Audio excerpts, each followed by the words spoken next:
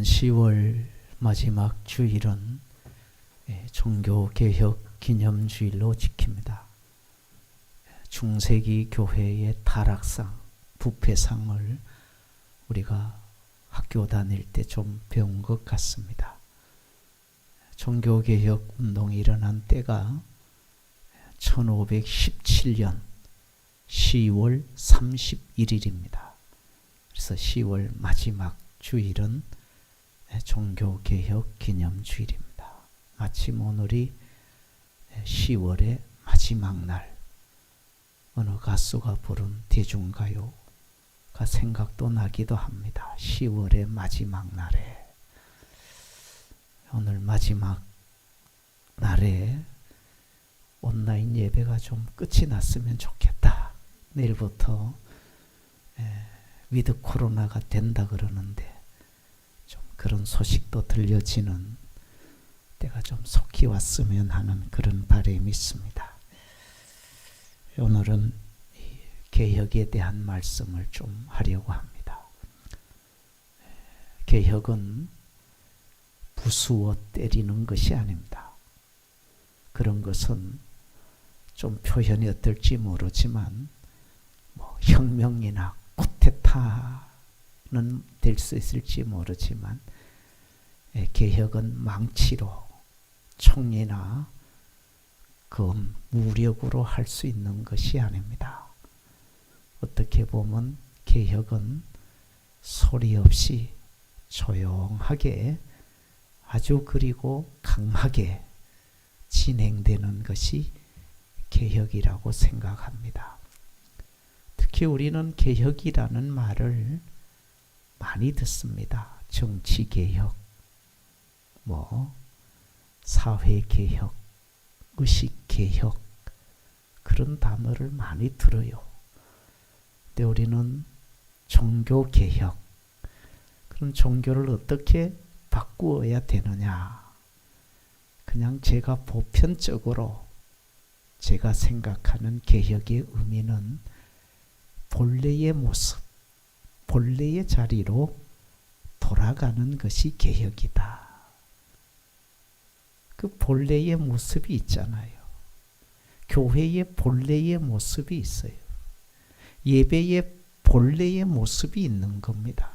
그런데 시간이 가고 제도가 생기고 이런 상황, 저런 환경에 따라서 바뀌어진 거지요. 본질에서 벗어난 것, 본질에서 이탈하게 된 것입니다. 그냥 제가 생각해 봤어요. 자동차 사고 우리 경험이 있지 않습니까? 운전병 출신인 저도 접촉사고를 내기도 하고 당하기도 하고, 그래서 차가 이래 부서지기도 하고 옆문이 구겨지기도 하잖아요. 그러면 정비공장 이런 데 가서 차를 집어넣고, 그러면 그 기술자들이 아주 실력이 좋아서 구부러진 것을 아주 잘 펴잖아요. 판금 작업을 잘해요. 망치로 두드리든지 해서 정말로 감쪽같이 새 차처럼 그렇게 정비 공장에서 다시 해줍니다. 펼치기도 하고, 그리고 도색을 깔끔하게 해줘요. 그러면 새 차처럼 보입니다.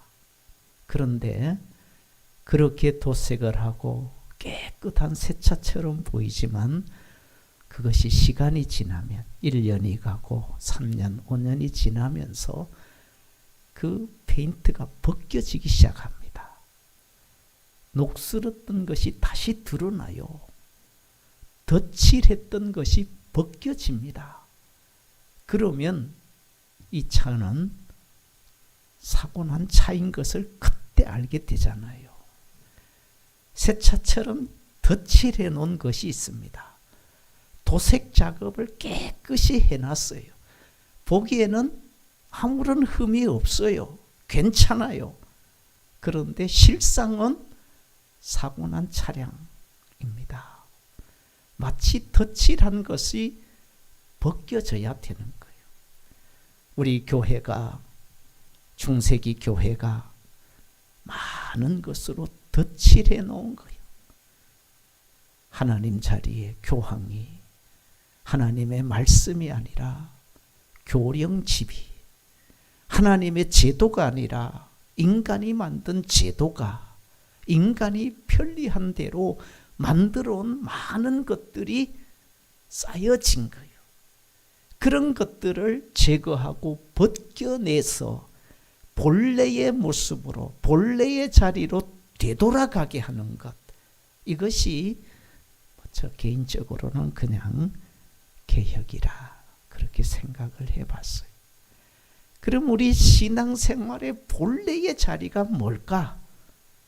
다른 게 아니더라고요. 복잡하지도 않아요. 간단해요.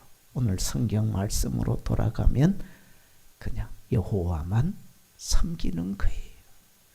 신앙의 본래의 모습은 하나님 중심이에요. 하나님에게서 벗어나면 이것들을 본래의 자리로 되돌려 넣는 것이 오늘로 말하면 개혁이라는 거예요.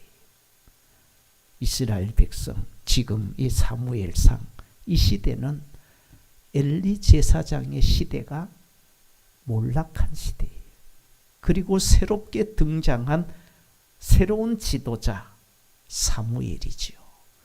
엘리 제사장 시대가 무너졌어요. 블레셋과의 전쟁에서 엘리 제사장의 두 아들이 홈리와 비느하스가 전사를 당하잖아요. 그리고 하나님의 궤, 법궤가 빼앗겨요. 그 충격적인 소식을 전령이 달려와서 엘리 제사장에게 보고합니다. 그럴 때 의자에 있던 엘리 제사장이 두 아들 죽었고 하나님의 궤는 빼앗겼다.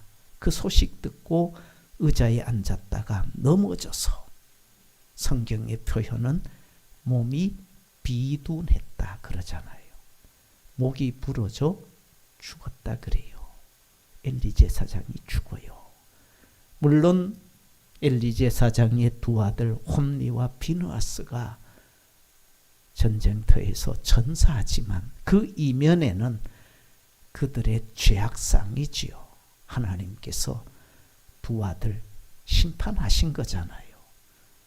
성전에서 수종드는 여자들과 동침도 하기도 하고, 성전의 제물을 먼저 갈고리를 찍어서 먼저 꺼내 먹기도 하고, 그런 소식을 아버지 엘리 제사장이 듣고 두 아들을 불러놓고 훈계를 하지요. 아들들아, 내게 이런저런 소식이 들리는데 이건 안 되는 일이다. 그러지 말라고. 그러나 그들이 아버지의 말을 듣지 않아서 결국에는 하나님께서 전쟁터에서 전사하게 했다. 그렇게 봐요. 두 아들이 죽고 법궤도 빼앗기고 엘리 제사장도 죽고, 그리고 엘리 제사장의 두 아들의 아내 며느리가 있잖아요. 비느하스의 아내가 해산할 딸이 됐는데 남편도 죽고 시아버지도 죽었다. 그 소식을 듣고 갑자기 산통을 하고 출산을 합니다. 아들을 낳아요. 산모들이 아들 낳았다고 축하한다고 그렇게 하지만은 그 산모가 불편한 몸을 이끌고 일어나서 하는 말이 있잖아요. 이가 곧 하나님의 영광이 떠났다. 이가 곧 하나님의 영광이 나에게서, 우리에게서, 우리 가문에서 이제 하나님의 영광은 떠났다. 이게 엘리 제사장 가문의 몰락입니다. 그 몰락 이후에 등장한 새로운 지도자가 바로 사무엘이에요. 사무엘이 등장해서 이스라엘 백성들을 다 불러요. 어디에다가? 미스바로 모이라고. 다 미스바로 모여 우리가 이 미스바에 모여서 우리 하나님께 한번 회개하고 하나님께로 돌아가자. 그러면 하나님께서 우리를 긍휼히 여기시지 않겠느냐. 그 말씀이 이어져 오늘 본문에까지 온 거예요. 사무엘 선지자가 미스바에 모인 이스라엘 백성들을 향하여 외친 말씀은 주제는 하나예요. 우상 버리고 하나님만 섬기자. 그랬더니 오늘 성경 마지막 절에 보면은 이에 이스라엘 자손이 바알들과 아스다롯을 제거하고 여호와만 섬기니라. 여호와만 섬기는 삶으로 돌아갔다라는 거잖아요. 그전에는 바알을 섬겼고 아스다롯을 섬겼어요. 그게 뭐예요? 신앙의 본질에서 벗어난 거예요. 하나님 섬기던 신앙이 오리지널인데 그 오리지널 신앙에서 빗나간 것이 신학적인 말로는 죄잖아요. 죄라고 하는 단어가 하마르티아예요. 화살이 관역을 빗나갔다. 빗나간 거예요. 관역에서 빗나간 화살 10점 만점에 맞아야 되는데 X10 골드에 맞아야 되는데 이거는 7점짜리도 아니고 완전히 관역 밖으로 빗나간 거예요. 그게 바알과 아스다롯 이방신 우상을 섬긴 거예요. 그들을 섬긴 이스라엘 백성들을 향해서 사무엘 선지자가 미스바에 모아놓고 이제 우리가 이런 이방신들과 바알과 아스다롯을 섬기는 것에서 우리가 돌이켜서 하나님께로 가자. 그랬더니 이스라엘 백성들이 다 우상을 제거하고 여호와만 섬기니라. 오늘 성경이 그래요. 여호와만 섬긴다. 이게 신앙의 본질이잖아요. 우리가 신앙생활하는 게 뭐겠어요? 다른 거 없어요. 목사 잘 섬기는 거? 아니에요. 목사도 사람이고 인간이 하나님 섬기는 거죠. 예배 옷 잘 입고 멋 내고 누구 잘 보라고 아니잖아요. 하나님은 중심을 보신다. 우리가 예배를 드리는 것도 하나님 앞에 드리는 거. 누구 앞에 찬송합니까? 뭐 여기 찬송할 때 누구 경연대회입니까? 오디션입니까? 아니잖아요.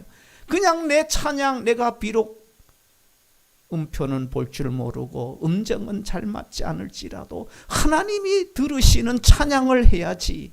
하나님이 받으시는 그런 찬송을 부른다면 그 찬송이 하나님이 받으시는 찬송이고 그런 찬송을 부를 때 내가 본래의 자리로 가는 거잖아요. 우리가 찬송을 부르고 기도를 하고 무엇을 해도 사람을 의식하면 그거는 빗나간 거예요. 그런 빗나간 것에서 본래의 자리, 제자리로 돌아가는 것이 바로 진정한 개혁이다라는 것. 이스라엘 백성들이 빗나갔어요. 바알과 아스타로 섬겨요. 그런 빗나간 삶에서 사무엘이 그들을 버려. 그리고 돌이켜. 그만 섬겨. 그랬을 때 백성들이 다 제거하고 여호와만 섬겼다. 본래의 자리로 돌아온 거예요. 중세기에 종교 개혁자들이 외쳤던 5가지 슬로건이 우리 현수막에 있는 대로 오직 믿음, 솔라피데, 오직 은혜, 오직 성경, 오직 예수 그리스도, 오직 하나님의 영광만, 이것도 있어요. 그러나 그 중세기에 또 외쳤던 또 하나 중요한 슬로건 단어가 라틴어로 우리가 들어봤을 법한 말이 또 우리 계단에 올라오면서 써놓은 글이 있어요. 그게 바로 코람데오라고 하는 말이에요. 코람데오. 이 코람데오는 두 단어가 합쳐진 합성어입니다. 코람이라는 말은 면전에서라는 뜻이에요. 얼굴 앞에서, 보는 앞에서. 그게 코람이라는 말이고, 데오스, 이건 하나님이라는 말이에요. 그러니까 합치면 하나님 앞에서 살아가자. 근데 이스라엘 그 중세기에 많은 성도들이 교회가 하나님이 없는 거예요. 본질인 하나님이 없고 하나님 자리에 사람이 있어요. 교황이 있어요. 제도가 있어요. 하나님의 말씀이 있어야 할 자리에 화상, 성상, 뭐 그런 그림들 있잖아요. 그런 것들, 예수님의 그림, 제자들의 그림, 성자의 그림들이, 그런 것들이 섬김의 대상이 돼버린 거예요. 이런 것들이 본질에서 빗나간 거거든. 이런 것들 우리가 버리고 우리가 이제는 하나님 앞에서 살아가자. 코람데오. 그건 중세기 교회 때만 해당되는 말은 아니잖아요. 주님 오시는 그날까지 정결한 그리스도의 신부로 살아가기를 소원하는 예수 믿는 모든 성도들이 살아야 될 삶의 의식, 가치가 바로 하나님 앞에서, 하나님 면전에서, 그게 바로 코람데오예요. 그 신앙의 기본이고 본질이 우리가 하나님 앞에서 살아가. 내가 무엇을 하든지, 바울이 고린도 교회를 향해서, 성도들을 향해서 하신 말씀이 있잖아요. 바울이 많이 썼던 말씀이 있어요. 먹든지 마시든지, 거하든지 떠나든지, 살든지 죽든지, 이런 표현을 많이 해요. 거하든지 떠나든지 주를 기쁘시게 하는 자 되기를 힘쓰노라. 죽든지 살든지 우리는 주의 것이라. 주님의 것으로 살. 먹든지 마시든지 너희 몸으로 하나님께 영광 돌리고. 이게 바울이 고린도 교회, 문제 많은 그런 교회를 향해서 외쳤던 말씀이거든요. 마찬가지로 교회라고 하는 것이 중세기나 초대교회나 지금 현대교회나, 교회 자체는 완전한 교회도 없고 완벽한 교회도 없잖아요. 개혁자들이 이런 말을 했더라고요. 목회자들을 향해서, 목회는 천사같이 목회를 해도 반대자가 있고 악마같이 목회를 해도 찬성자가 있다고. 그 말 우리 공감하잖아요. 성자 같은 목회를 해도 반대자가 있어요. 그렇게 훌륭한, 우리 한국의 성자라고 하는 목회자 중에 한경직 목사님 돌아가셨지만 그분에게 반대자가 없었을까요? 그분에게도 반대자가 있었다. 온갖 문제만 읽고 좀 죄송하지만은 물질 관계나 이성 관계나 그런 문제를 일으키는 목회자들 많이 있잖아요. 그럼에도 그분들이 지금도 목회를 하고 있어요. 좋아하시는 분이 있다고 해요. 이 사람은 그런 거예요. 그 모든 것 중에서 우리가 놓치지 말아야 되는 것, 가장 귀한 것은 본질이에요. 그게 뭐예요? 하나님 앞에서 코람데오 의식입니다. 그것이 있어야 내가 빗나가지 않고 타락하지 않아요.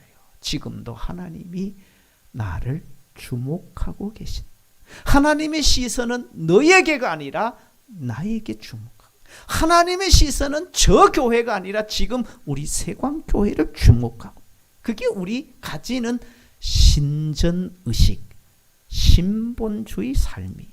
그것이 오늘 우리에게 필요한 거예요. 개혁은 거창한 것이 아닙니다.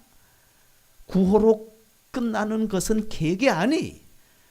손들고 외치고 그래서 개혁이 되어지는 것 아니에요. 말씀드린 것처럼 개혁은 도저히 흘러가는 큰 물결이 조용한 것 같아요. 미약한 것 같아요. 그러나 얼음장같이 견고한 것도 따뜻한 봄 기운이 돌면 소리 소문 없이 녹듯이 교회가 바로 그런 거예요. 사회처럼 군중을 모으고 슬로건을 외치고 그게 아니고, 오늘 우리 교단이 그렇게 말하잖아요. 개혁은 나로부터 너로부터가 아니라 나로부터다. 내가 개혁의 대상이고 개혁의 중심이다. 내가 개혁해야지. 오늘 성경에 이렇게 되어 있습니다. 사무엘 선지자가 이스라엘 백성들을 향해서 하나님께로 돌아와 이방신 바알과 아스대로 다 제거하고 그만 섬겨. 그랬을 때 이스라엘 백성들이 다 제거하고 하나님만 섬겼다 그래요. 그랬더니 하나님께서 하나님께로 돌아와서 하나님만 섬긴 그 백성들에게 은혜를 베풀어요. 특별한 은혜를 베푼데 그 말씀이 바로 3절 하반절 말씀. 너희 마음을 여호와께로 향하여 그만을 섬기라. 그리하면 하나님만 섬기면 하나님께로 돌아오면 하나님을 섬기는 코람데오 신앙의 본질을 가지고 지키면 하나님께서 너희를 블레셋 사람의 손에서 건져내신다. 블레셋 이스라엘을 늘 괴롭혔던 족속이잖아요. 늘 이스라엘 백성들에게는 걸림돌이었고 그들을 찌르는 가시와 같은 존재가 블레셋이. 그 블레셋의 손에서 건져주시겠다는 거예요. 조건이 있잖아요. 그만 섬길 때, 하나님만 섬길 때 너희를 괴롭히는 원수들은 막아주고 너희들을 아프게 하는 그 가시는 내가 제거해주고 너희들을 힘들게 하는 그런 걸림돌은 내가 빼내주겠다. 그걸 하나님께서는 블레셋 사람의 손에서 건져주시겠다는 거예요. 그 블레셋이 오늘 지금 우리로 말하면 어떤 외세의 침입일까요? 그게 아니고 지금의 우리를 힘들게 하고 우리를 아프게 하고 우리의 삶의 걸림돌이 코로나예요. 코로나. 이 코로나 때문에 우리의 신앙이 본질에서 빗나간 거예요. 잘못된 거예요. 다시 돌아오면 하나님께서 너희를 건져주시겠다. 회복시켜 주시겠다. 다시금 일어서게 해주시겠다. 오늘 주님께서 이스라엘 백성들에게 약속하신 말씀이 오늘 우리에게 지금도 임하는 말씀으로 믿습니다. 우리가 하나님만 섬기고 하나님께로만 돌아오면 하나님 앞에서 살아가면 하나님은 우리를 위경에서 건져주시고 환난 풍파 가운데서 우리를 구원해 주시는 능력의 하나님이신 줄을 믿습니다. 중요한 것은 바로 하나님께로 돌아가는 거예요. 내일부터 위드 코로나가 적용된다고 합니다. 코로나가 끝났다는 얘기는 아니잖아요. 위드라는 말 다 알다시피 함께라는 거예요. 코로나와 함께 가는 거예요. 코로나도 가고 우리도 가고 가면서 이제는 우리가 일상생활 코로나 이전의 삶으로 같이 가는 거예요. 그동안 영업정지, 교회 생활 이것저것 좀 제어했던 것 이제는 조금 2차 접종도 했고 걸려도 또 우리 의술로 병원진으로 치료도 가능하니까 다시 돌려놓자. 같이 가자. 그게 일상 회복 위드 코로나예요. 우리가 함께 가는 거예요. 그래서 우리가 그동안 중단했고 약간 등한시했던 성전 예배도 이제는 회복해야 되겠다. 그래서 성전에서 예배드리고 정부에서 식사 좀 당분하지 말라면 식사는 하지 않겠지만 성전 중심 예배를 좀 적극적으로 해야 되지 않을까.